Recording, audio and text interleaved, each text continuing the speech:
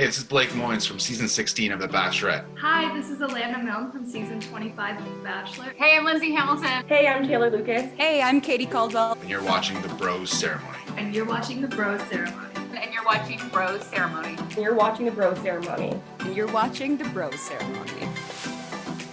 This is The Bros Ceremony. Your journey's about to begin. Recapping the week that was in Bachelor Nation and previewing what's to come in the next episode with some special betting odds. Everyone can't wait to find out what happens next week. Here are your hosts, Michael the Hound Dog Harrison and Adam Scully. Will you accept this rose? Will you accept this rose? Will you accept this rose? Hello and welcome inside episode 14 of the Bros Ceremony podcast. Adam Scully alongside Michael the Hound Dog Harrison. And Michael, I didn't have a little teaser off the top here. We have some huge news we're going to get to momentarily. But first, last week's show, Women Tell All. Initial thoughts? What'd you think of what went on? I mean, yeah, the Women Tell All. There wasn't a ton of drama, I thought. Like, as always, in the preview made it seem like it was bigger than it was. I pretty much only really had two takeaways from the whole thing for the most part. Of course, there was some discussions going on, but basically Matt James's beard was sweet. Loved how luscious and thick that was. I thought that I think some woman said he looked like James Harden. Love that that beard is amazing. I'm very, very jealous of that. And the other thing was he kisses with his eyes open. That's you'd think you'd go through life maybe realizing you shouldn't do that, but I guess if no one ever tells you. But I thought that was pretty interesting. Do you kiss with your eyes open, Adam? I do not. Do you? No, not that I ever really kiss much. So I almost thought the beard was reminiscent to the beard you initially grew in stage one of quarantine. That thing has some character of its own. But yeah, the Women Tell All, that was last week. We're going to preview tonight's Fantasy Suite special in just a little bit. But Michael, our big news, we are going to be joined by former Bachelor Ben Higgins. He's going to join us here on the Bros Ceremony. We'll discuss his season, his thoughts on Matt James' season, his new book, plus maybe a little sports talk at the end of the interview. What do you say? Should we go to the interview? 100%. Bang. Let's do it. Let's do it. Cheers to the first group date. And we're pleased to welcome former Bachelor Ben Higgins to the Bros Ceremony podcast. Ben, welcome to the show. Good to have you with us. Hey, thanks for having me. It's good to be with you all. Yeah, looking forward to this conversation, my man. Now, you were the Bachelor back in 2016. We'll get to your season momentarily. But first, what have you thought of this current season with Matt James? A lot of thoughts. Man. Okay, so first off, I'll start with, in all that I say, I really like Matt James. As a human, I got to meet him before this all started. Really like him, not just as I just really appreciate who he is. I think the season, take him out of it, has been wildly uninteresting to me. And I think mostly because I was so excited to see his journey. And I feel like I gauge a season based on my investment. And even though this season had everything going for it, like I was going to be so invested in him, and for whatever reason, the season has almost convinced me not to be, because of the drama, because of the bullying, because of the consistent arguments. Like, I don't watch this show hoping to. I mean, I'm going to be 32 years old. Like, I don't want to be the judge of these people. But it makes you have to respond to the bullying. It makes you have to watch the people getting hurt in the process. And ultimately, what I want to see is sounds bad, but the tears that exist within love. I want to see the story of it all unfolding, and we just haven't gotten that. And as a result, I'm like, something happened. I don't know what it was, but something's missing here. Mm-hmm. Mm-hmm. Yeah, it seemed like I'm sure there has been other seasons where it was a lot of drama, but yeah. I can't remember one in which there was just so much basically people being mean to each other. I'm sure it's happened, but I'm failing to remember a season in which that happened. I just don't quite get that. And the thing that's always interesting to me, I've been in it, right? And people that watch it, and even myself before I was on it, assume that, it's a lot of scripted, it's a lot of pre-planned, it's all that, and it's not, and which gives it even a weirder perspective for me, because it's like, how can people voluntarily be so mean to each other so consistently? Mhm. And also at the same time doing it in this pursuit of not only like love, because that's one person maybe at the end, but when seasons do it well, people grow, and you get to see them grow within the season, because you spend 3 months almost having a ton of like introspection. There's no distraction. You get a ton of time in silence. And most of the time you see these contestants like form who they are, and you get to see them kind of launch themselves into the world afterwards. In this season, it's like, I don't know if I've seen that. Some, but not in the way that we were used to. And I don't know why. For sure. And we saw you on the Women Tell All episode, a bonus scene. You were at one of the challenges there earlier when you were with Matt in the house, the beer and pancakes challenge. I assume you didn't take part in that, and if you didn't, how jealous of you were you that you weren't a part of that? Well, not jealous at all, because here's how this works out. They called and they're like, hey, can you come and help with the date? Of course, love to. Love to see you guys. Well, then we started talking about what the date is, and as usual, the date team, it blows up anything that you could ever dream in your mind. Like, they make it crazier. So I show up knowing what it's going to be, and I showed up a couple hours before it started and kind of like walked through the course and like heard about, and then this like stack of pancakes that was like this thick and like with like a pitcher of water. And I was like, there's no way, like there's no shot that like anybody can eat this many pancakes, especially in like a race. We're going to be here 4 hours, like there, and then chug a thing of beer. Like, and yeah, here's a little secret. It was non-alcoholic beer. So we weren't making people drink alcohol, because that would be dangerously ineffective.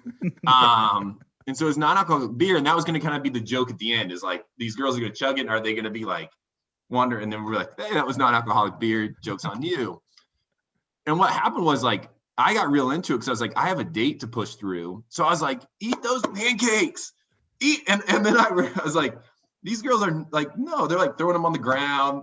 It's like, it was not, I was really glad I wasn't a part of it. I was also kind of glad it wasn't shown, because it was a total mess. Yeah. I think part 2 should be a bros ceremony pancake / beer drinking competition, and just see what would go on from there. But heading into tonight's episode, it's the fantasy suites. You've been in Matt James' shoes before. What kind of advice would you share with Matt heading into the episode with just 3 ladies left? Fantasy suites might be the most important week of the season, because you can kind of let your guard down. I think people have this like idea of what the fantasy suites entail. And I'm sure for some, it's exactly what you think it is. Mm-hmm. But it also is your first time where you have time away from cameras to like breathe, to get into your comfies, to watch TV. Like, they have a TV in there that you can watch, to like talk about life, to converse about things that matter. Take advantage of that. That would be my advice is, and I'm sure, I mean, he will, but it's like, this is a really special time, especially if you have like somebody that you're really considering spending a life with. Like, invest into those 8 hours. The other part of it is I would say buckle up, buddy, because you don't sleep. Like, yeah, it's who wants to have 8 hours away from camera and then go to bed? Like, you want to talk, you want to like cuddle, you want to figure it out. And so it gets like, it's a really intense week where you get really tired. You'll see it at the rose ceremony. I'm sure his like eyes will be a little bit heavy. He'll probably just be wanting to go to bed. It's a tough week, but it's a good week. It's a really important week on the show. And so obviously one of those 3 women will be sent home in tonight's episode. Yeah. So I have a question I always have been wondering. Now, on your season, you did wear a seatbelt when you were in a limousine when you left. Why did like 99% of the people not wear seatbelts? And how long is that drive? Is it just around the block to they're out of camera? Maybe they're rule breakers. Everybody doesn't do it. I take pride in following the law, and I don't know why. I don't know why I did. That's like, I think if you watch it, you're like, of course Ben would wear a seatbelt. Like I was just like, people blame me for being as boring and as straight cut as can be. I would argue that I'm not, but it would be really sad if I was like, yeah, I'm just a boring dude. But like, of course I put my seatbelt on. I don't know. It's a long drive. Now, I don't like, for me, we kind of drove an hour to a hotel. And you typically like stay the night because it's late and there's no flights out. And so you wait until the next morning to fly out. But it's usually a long drive. I would say it's not around the block. It's enough to get an interview in, to go wherever you need to go. I mean, we were in Ireland. And so I was driving from like Northern Ireland to Dublin to get on a flight. So that's like a 2-hour drive, 3-hour drive, I think. Wow. Okay. That's good to know. I was just in Ireland last summer, actually, or 2 summers ago for the British Open or the Open Championship. And I was, it's a 3-hour drive, wrong side of the road. That wouldn't be a lot of fun, but obviously you were the Bachelor back in 2016. You were on the show before that. How many of the guys do you regularly keep in touch with? Quite a bit. Yeah. Not in like from multiple seasons. So guys from my season, maybe 4 or 5. In fact, I'm having a bachelor party that's still being planned. We'll see kind of how that goes with everything happening. But like, if all goes well, I think there's like 8 guys from the show that will be there. And that's not just like, they're like good friends now. They've stayed a part of my life. They mean a lot to me. And so, yeah, I'd say 8 to 10 of them I speak to at least a couple times a year. Some of them I talk to a couple times a month. Interesting. I had a question about how long are the cocktail parties? How long do those last? And you always hear people say like, "Oh, I didn't have enough time to talk to the lead person. I don't have enough time." How long, typically, especially at the start of the season, how long do you have for those conversations? Is it like just a couple of minutes before someone's interrupting, or? Yeah, I mean, when there's 26 people, let's say a cocktail party, take away the rose ceremony, lasts for like 4 hours. So 26 people, like that doesn't give a lot of time for everybody to talk. I'm not good at math, but you could say like 10 minutes, I think would almost meet that. Mm-hmm. And then you talk about interruption, and then you add on to that interviews. And so like one of the things that happens is like the Bachelor will talk to 5 people, the Bachelorette, and then they'll be pulled into an interview to kind of talk about what they talked about in those calls, because if not, you forget. And so the night goes fast. And then as you get to the end, there's like, 10 people, 8 people, it's a little bit longer. It's kind of like the bread and butter of the show, right? As you last longer, you get more time. But early on, I could definitely see where you wouldn't have time because the nights move faster than you can process. I can imagine. Yeah. What's the sort of the wildest moment that we never saw on television that you absolutely loved? For me personally, oh geez, probably a lot. I kind of forget. I would say the wildest one. Okay, this is a good one. This is when I was on The Bachelorette. The season I was on The Bachelorette was wild, and there's a lot of really good stuff that was never shown because there's so much content on Caitlin's season. But one of my buddies, Josh Albers, like had Caitlin cut his hair. Thought it was a good idea because she was a hairstylist, so like brought clippers, and you kind of saw it because it was like a kind of a weirder thing for him to try to do. But then like, because she only had 10 minutes, like half of his head was shaved and half of it wasn't. And they never for us there, it was one of the funniest things I've ever seen because he thought this was going to be some romantic gesture and it totally backfired on him. And he had like a half of a cut, head because of it. And they just never dug into that. I don't think it was that important, but it was hilarious to be a part of. And then he went home. So he had to go home with like pieces chopped out of his head. That's awesome. That's amazing. Obviously, we saw people cut their own hair during quarantine, but that's taking it to a whole new level. Yep. We're in conversation here with former Bachelor Ben Higgins. Ben, what's it like for you when you first sign up for the show? You're a quote unquote regular guy, an average Joe, but after the show, everything's changed. You're a public figure. You're getting recognized everywhere you go. What's that like for you? Oh, when you say like average Joe, 100%, I am and was and continue to be. I was working at a software company, and I had this like cubicle. I still remember the moment. But the show called me when I was at work and said, "Do you want to go on the show?" I was like, yeah, of course. Like this, I don't want to write user manuals forever if I don't have to. And you kind of like think about it and you get a little excited. And then you fly to LA and you show up to this mansion and there's lights, there's cameras, and there's people. And then you have these, like, I had 2 bachelorettes that season. And your world gets rocked. Like everything you know is about to change. And you get asked to be the bachelor. And you're on the cover of magazines. Like within 4 months, I went from being in a cubicle, which is a great job. Like most people have that job. But you go from being a cubicle to being on the cover of People magazine to having all these articles written about. And you go in the grocery store and there's your face. And like, it's impossible to understand. Like you're not ready for it. There's no prep for it. There's not like any training for it. You're just in it.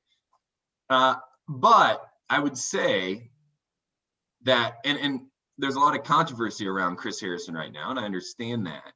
But he did give me some of the best advice, and I have to give him credit for this, that I ever got from the show. He sat me down after my time after I left the Bachelorette, and he said, Ben, use this to enhance your life that you've already had, not change it completely. And I think that's like, it's just been an enhancement. Like it's been something I've been very grateful for. Like the show has its stuff that needs to be fixed. I understand that. But if you're asking me personally, it's enhanced so many things. Like I'm talking to you all today because I was on that show. I wrote a book because I was on that show. I was able to start a company because I was on that show. Like I was able to meet my fiance because I was on that show. Like everything was enhanced in my life because of that. And I'm very grateful for that. Absolutely. And the obviously being mentioned or being seen everywhere, as you said, must have been just absolutely wild. What's the funniest or weirdest thing a fan's ever said to you when they've come up to you? I've had a lot. You know, the craziest is like not the craziest. That's the wrong way to phrase it. The most passionate is the fans that write really long letters. Because it's hard to respond to them all. And some of these letters get very deep and they like kind of prophesy about like our future together. And like, that's just kind of a weird place to have to respond to, especially when you read that letter when they're standing there. That's just something that like okay. And maybe the craziest, okay, here's the craziest. You guys might get this. Yeah. So I went to Indiana University. And at Indiana University, I had a great time, a very typical college experience, but nobody was flocking after me. Like I went back to Indiana maybe 2 years after I was the Bachelor. I think it was right when my relationship from the Bachelor ended. My buddy and I went back to an Indiana University game versus Duke, a huge game. We went to the bars and there was like this line of people just like waiting to say hi. And my buddy looks at me and he's like, how funny is it? Because I was only 25, turning 26 when I was the Bachelor. So I was 3 years removed from college. 2 years later, so I was like 28. And I was like, he's like, how funny is this? That this is you now. Like, this doesn't make sense. That's the moment it hit me again. Like, my life has changed a bit. Like, there's a different way people see me now when I come back to school. But I'd say that's the moment that it hit me the most. Interesting. Now, you know, we know you like golf and we're going to get to that momentarily. But first, if you could have a mulligan, hardy har har, during your time as the Bachelor, what would that be? Well, I think it's pretty obvious to me. Yeah. I don't telling 2 women I loved them was not exactly a wise move. It might have been what I felt was the right move, and I have my reasoning for that. Like I wanted it to be validating. I wanted it to allow both people to feel like their time was worth it, that I cared about them. But I said it, and I don't think I thought through the repercussions of what that would do to them mentally. I wish I could take that back and just hold that in. But instead, I led them on. And you know, granted, they're both doing just fine now. They've been okay. But I think it just hurt them more than both of them more than what I would have wanted, especially towards the end. So I wish I could take that. For sure. Now, recently, I was watching an interview you did where you mentioned that you had a parasite while tape? Like how? So you lost 30 pounds during filming? Like I live with a stomach condition, but 30 pounds while trying to find the love of your life, man. Like how on earth did you do that? Yeah, that's some resolve, man. That's some grit. That's some good Indiana like toughness. I did so, and I got a parasite. Didn't know it. I found out about it for the first time, and I'll go into little details. In LAX, and we were flying to Warsaw, Indiana to do my like prepackaged shoot. Mm-hmm. And all of a sudden, I found myself like on the ground, like, oh my gosh, like I have a terrible stomach pain, and it was like tight. And everybody's like, what's wrong with you? And so I went and obviously did what I had to do, and came back, and like 2 hours later, same thing. And that just kind of like continued. And the more I ate, the more it hit me. Like food wasn't processing well. But I think when I did this interview a couple of weeks ago when I said this, I think I made this show sound really bad. And I don't mean for that to happen. Like everybody was like, he's nervous, because I was nervous. I was so anxious all season. You have an anxious tummy. Like you're just anxious. Calm down and drink more. Or I don't know, like take a breather. And I couldn't and so then I got off the show and I was on a flight, and it like hit hard. And so at this point I'd had it for 6 months, and I finally went to the doctor at month 7. And at this point my side was rashed out. Like I had like a rash. You can look it up. This parasite does that. And I'd lost 30 pounds. People were freaking out. They tailor your suits for the show. And so the tailor of the show was like, Ben, something's wrong at this point. Like something's really wrong. And I did it. They found out a parasite that had just like reproduced itself inside my stomach. I still have side effects from it today. Like I can't really drink beer anymore. I can't eat eggs when they're not like, when they're cooked. Like I can eat them in like stuff, but with like 8 scrambled eggs, my body doesn't process it. It was bad. And yeah, 30 pounds from start to finish. This thing was growing inside me. The worst part, I still remember a date I had with Amanda Stanton, and we were sitting in Mexico City. There's a really romantic setting. And all of a sudden I was like, uh-oh. I was like, I gotta go. And like, she was in the middle of this like deep conversation. And I was like, I'm sorry, I gotta go. And I covered it up with like, I was like emotional, or I think the show did. I was just like, I just gotta go. And I ran. The final, I'll close it here because this is kind of interesting. We were in the Bahamas, and it was towards the end of the season. I forget how many women were left, maybe 6. And we had a cocktail party that night. And I get to the resort that we're doing the cocktail party at, and I'm in the room that I'm changing in, and it hits hard, and I'm like sweating, and I have like fever, and I'm laying in my underwear on the bed, and Chris walks in. He's like, what's wrong with you? He's like, dude, I don't feel good. I haven't felt good, like, but this is like bad. And he went out and he's like, hey, Ben knows what he wants to do. We're going to cancel the cocktail party. That's how it aired on the show. Really, I was in the back, just sicker than a dog. Like so some funny moments behind the scenes. But yeah, it was a real deal. Wow. Yikes. That sounds pretty awful, obviously. Yeah. Day-to-day life now that you're back into reality, not real reality, I suppose. Yeah. Do you find yourself, you still say Bachelor style expressions like walls down, and are you vulnerable and in it for the right reason? Do you journey, process, all these different ones? Do you still find yourself saying those words?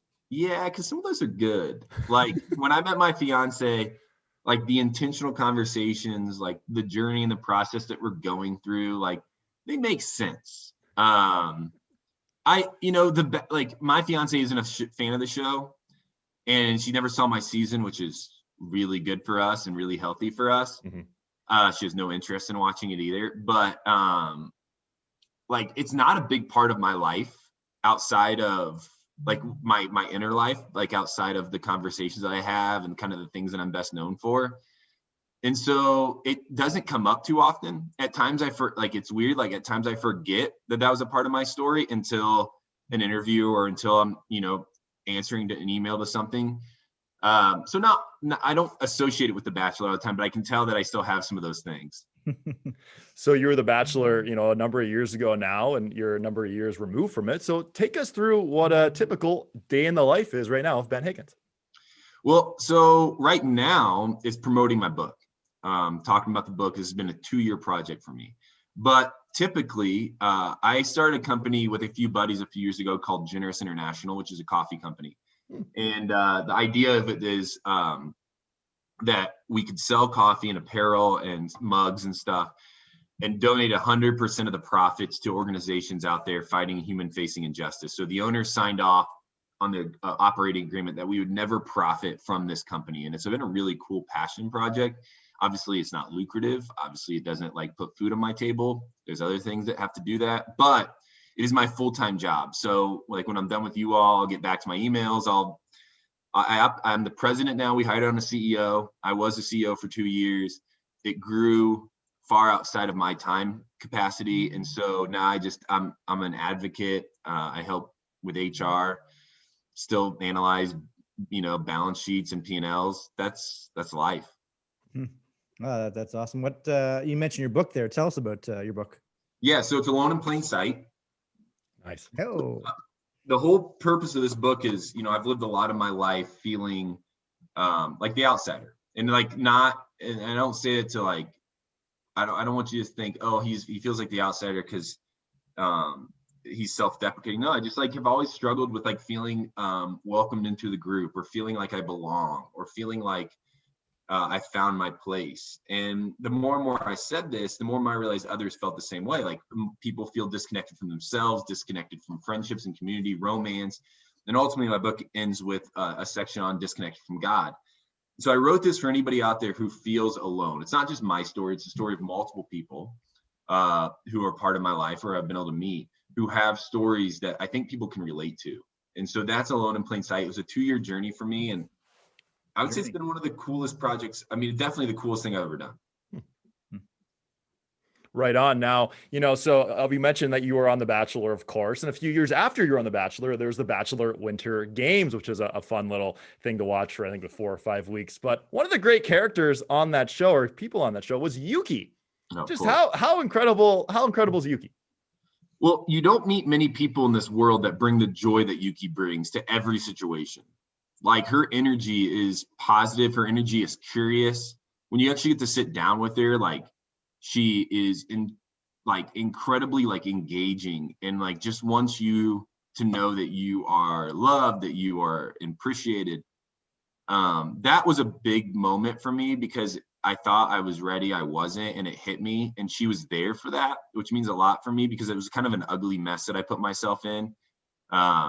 And she just never left my side. And she allowed me the space to be a friend. And that was a big deal. Yeah, she's just an incredible human. That's she awesome. seemed like an absolute beauty for sure. Just like you said, just a joy to watch, and just everyone seemed to love her. No doubt about that. Now, we mentioned off the start of the show, and we'll get you out here momentarily, but you're a big golfer. And we're both big golfers. You've had the chance to play in some PGA Tour pro-ams. Just what's that like to essentially, you're not living the life of a pro golfer, but there's galleries when COVID's not a thing. You're playing with guys like John Rahm and Brian Urlacher, who's pretty darn good at football. What's that like for you?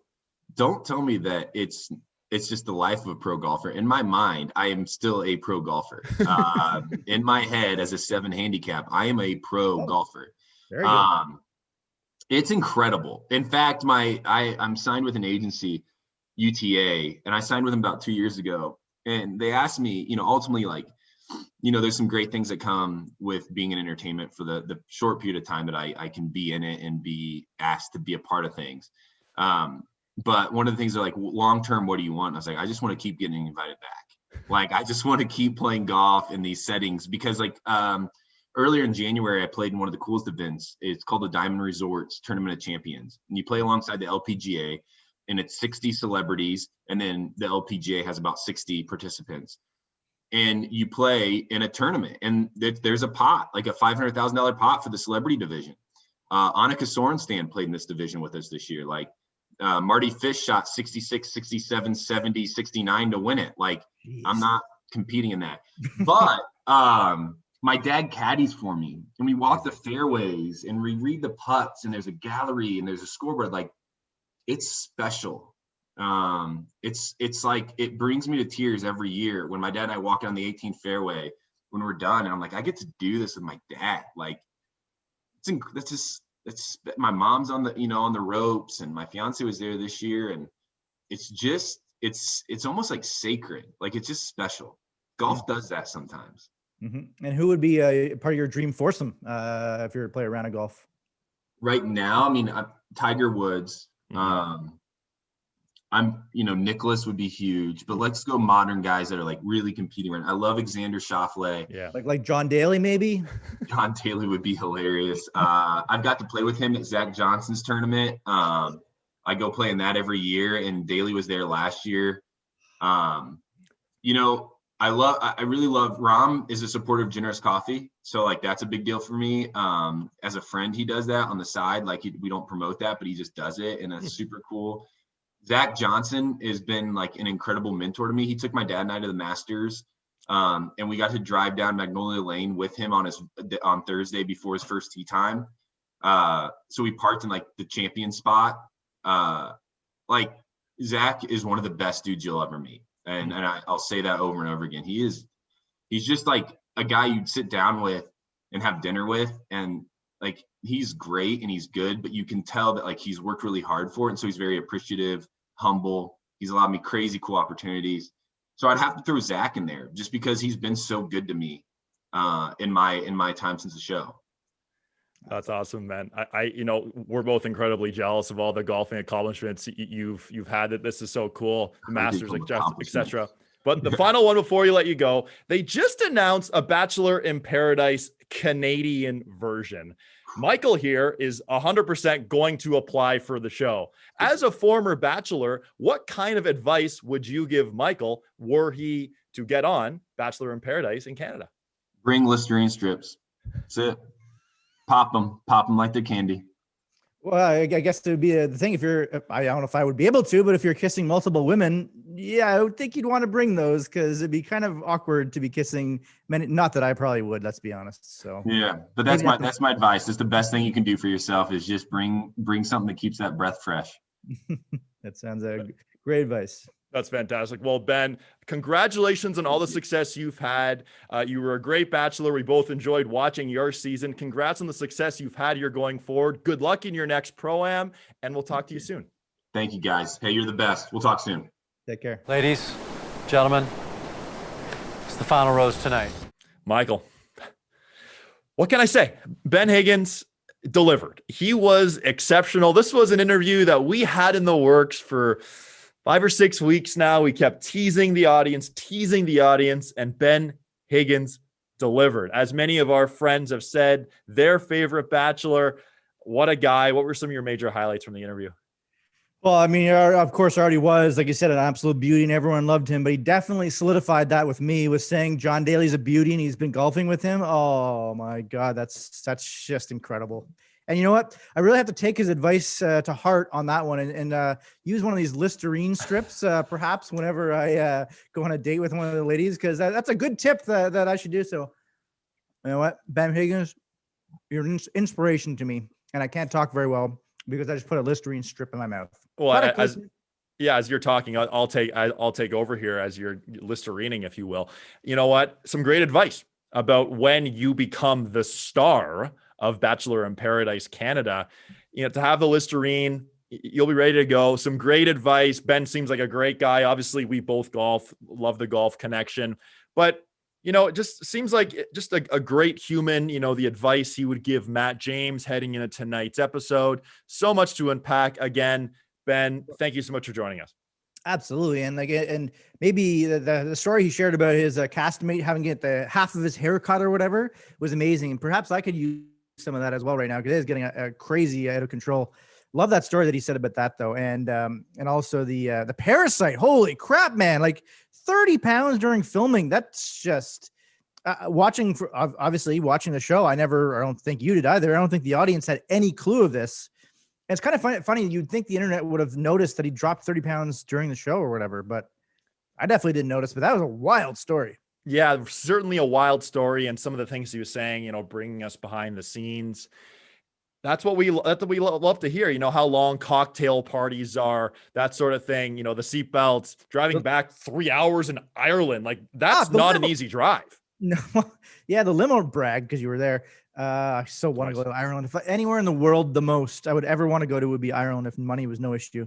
But yeah, those limo rides, I honestly thought, like I've said before, that I was just drive around the corner when the camera's out of view. That's when you stop, because why? So they actually don't wear seatbelts for that long. That does not seem very smart, if you ask me. I mean, yeah, I see. Like, I would think it's shorter now in the COVID age because they're all staying in the same spot and they're in the same, like when Ben was the Bachelor, they traveled all over the world, right? So that might be the case. Ben's new book as well. Some exciting things coming from Ben Higgins, a great guy. Again, thanks, Ben, for joining us here on the Bros Ceremony podcast. Now, no real way to segue to this, but our Bachelor pool is something that we've kept track of throughout the season. And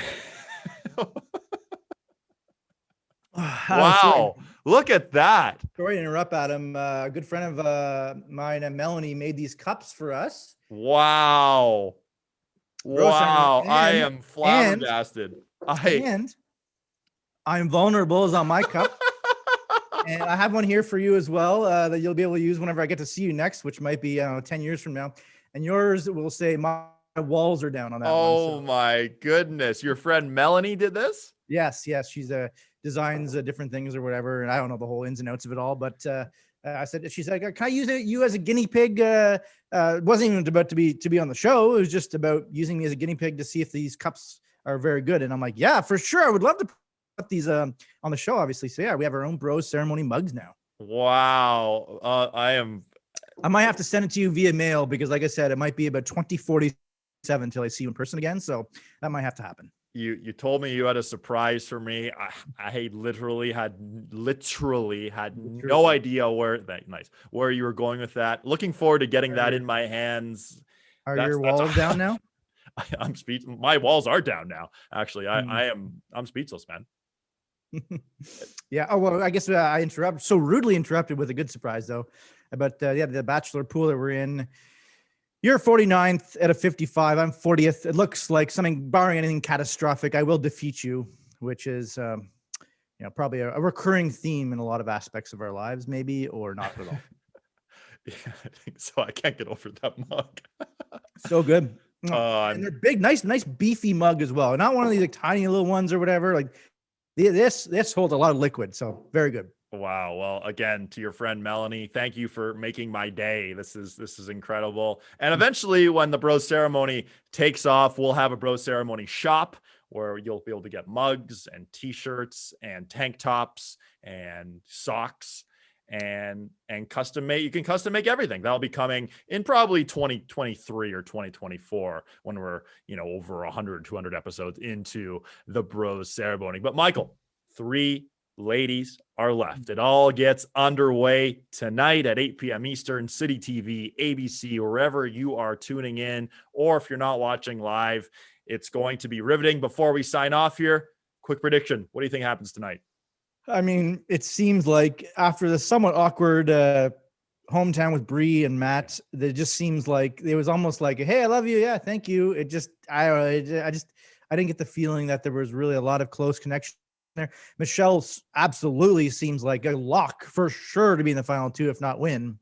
I would say it definitely comes down to either Rachel or Bree leaving, but I think it will be Bree. What do you think? The past couple episodes we've agreed on who's going home. I know it's not riveting, but I also agree with you that Rachel and Michelle will be the last 2 standing, vying for Matt's heart. This season's almost wrapped up. Fantasy Suites tonight, and then next week, it's over. What a season it's been. Looking forward to debriefing on next week's show, which will be episode 15, where we talk about the final 2 ladies remaining. Again, thank you to Ben Higgins for joining us on this monumental edition of the Bros Ceremony podcast. Again, follow us on Twitter and Instagram. Subscribe to us on YouTube as well. All of our shows always posted early on Monday morning. For Michael the Hound Dog Harrison, I'm Adam Scully. Thanks for joining us right here on the Bros Ceremony. And one final thing, Adam. There you go.